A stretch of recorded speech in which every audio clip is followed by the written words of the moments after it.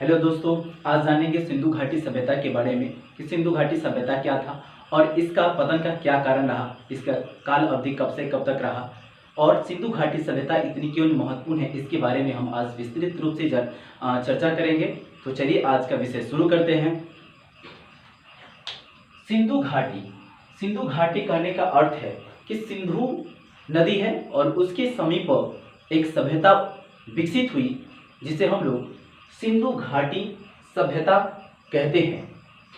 अगर बात कीजिएगा सिंधु घाटी, जब सिंधु घाटी में पहला नगर खोदा गया तो वह हड़प्पा रखा गया। उसका नाम क्या रखा गया? हड़प्पा नाम रखा गया। और यह हड़प्पा जो खोजा गया यह 1921 ईस्वी में खोदा गया। कब हुआ? 1921 ईस्वी में, याद रखिएगा, क्योंकि बहुत ही महत्वपूर्ण है कि हड़प्पा सभ्यता की खोज कब से कब तक की गई। तो चलिए, और किसके द्वारा किया गया?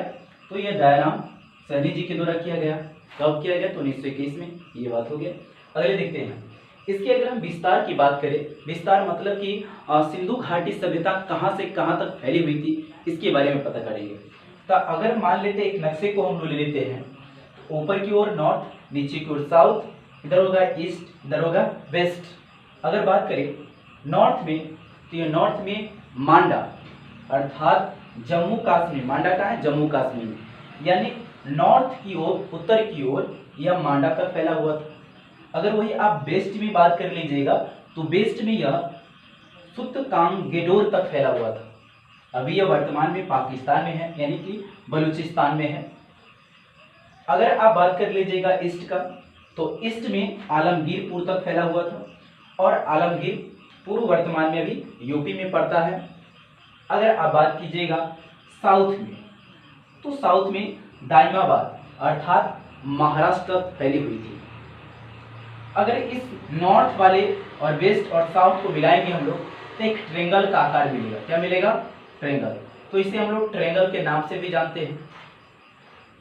आगे में देखेंगे हम यहाँ सिंधु सभ्यता का कार्यकाल, यानी कि सिंधु सभ्यता का कार्यकाल लगभग माना जाता है कि 2400 बीसी से 1700 बीसी तक था। अन्य किताबों में, अन्य पुस्तकों में इतिहास के अलग अलग इसकी तिथि बताए हैं, लेकिन ज़्यादातर में यही माना जाता है 2400 बीसी से लगभग 1700 बीसी तक। सबसे पुरानी सभ्यता मानी जाती है सिंधु घाटी सभ्यता की में माना जाता है कि यह सबसे पुरानी सभ्यता है और साथ ही सबसे विकसित सभ्यता भी मानी जाती है। इसके बारे में बात करेंगे कि इसकी नगरीय पद्धति कैसा था। तो नगरीय पद्धति की बात करेंगे तो सड़क का जो व्यवस्था था इस तरह का था, चौड़ी सड़क और समकोण पर एक दूसरे को काटती थी। साथ ही इसके आसपास घर बना रहता था। यहाँ पर नगर है और इसमें एक खास बात है कि ग्रिड सिस्टम, इसे तो हम ग्रिड सिस्टम कहते हैं, लेकिन एक और खास बात है इसमें ये कि घर का जो दरवाजा था वह सड़क की ओर ना खुलकर यह घर की विपरीत दिशा की ओर खुलता था। ये इसमें विशेष ध्यान देने वाली बात है, यानी कि सड़क एक दूसरे को समकोण पर काटती थी, जो इस चित्र में बताया गया हुआ है। आप इस से समझ सकते हैं। इसमें घर की दरवाजे सड़क की ओर न खुलकर पीछे की ओर खुलती थी, जो आप इसमें देख सकते हैं।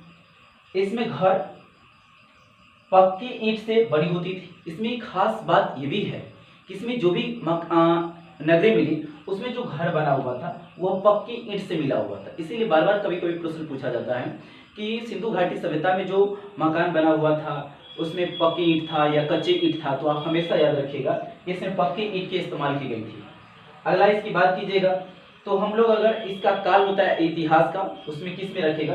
तो इसका काल आद ऐतिहासिक काल होता है। क्या होता है? आद ऐतिहासिक काल, जिसे हम इंग्लिश में कहते हैं प्रो हिस्ट्री। क्या कहते हैं? Pro history. आद ऐतिहासिक का मतलब है जिसके रूप में या जिसे लिखा ना जा सके, इसे हम लोग क्या कहते हैं? आद ऐतिहासिक अर्थात प्रो हिस्ट्री कहते हैं। तो आज की वीडियो में इतना ही, फिर मिलेंगे हम अगले वीडियो में। जब तक के लिए जय हिंद, जय भारत।